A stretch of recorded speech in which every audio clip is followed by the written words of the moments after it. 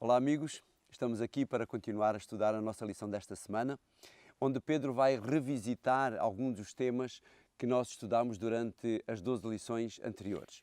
E hoje, o tema de hoje é como devemos viver.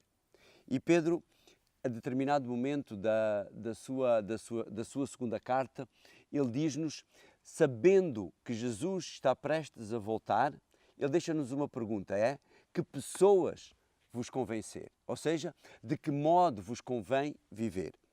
E ele vai nos dar aqui algumas dicas de como deverá ser a nossa vida, uma vida ao aceitarmos Jesus como nosso Salvador, ao termos a esperança dessa salvação. E ele diz, na primeira carta, no capítulo 1, no versículo 15, resumidamente ele diz que como é santo o que vos chamou, sede vós santos também. Quando Pedro nos diz que nós devemos ser santos, significa que nós devemos ser separados. Na antiga dispensação, ou seja, no Velho Testamento, quando existia o santuário e o templo também, havia determinadas coisas que eram santas, ou seja, eram coisas que eram separadas, que eram utilizadas só para um determinado fim. E Pedro está a dizer-nos aqui que nós, ao aceitarmos Jesus como nosso Salvador, ao termos a esperança também da salvação, nós temos que ter uma vida diferente, uma vida separada, não uma vida comum como a das outras pessoas, mas uma vida de alguém que está à espera da salvação. E como é que é essa vida?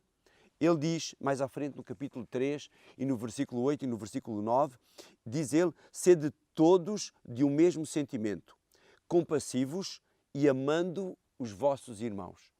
Ou seja, sede pacientes com os vossos irmãos. Na sociedade em que nós vivemos, cada vez isso é mais difícil. Até mesmo na igreja, na convivência dos irmãos uns com os outros, muitas vezes a falta de paciência existe também.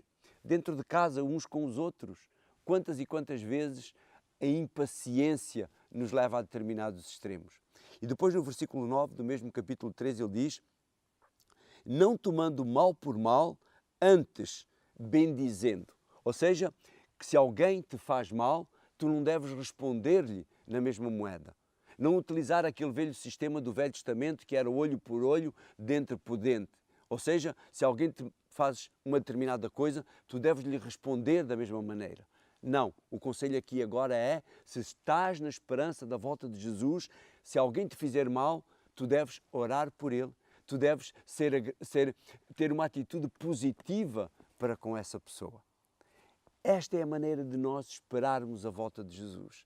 Esta é a maneira como nós devemos viver a esperança da salvação e a esperança do retorno de Jesus.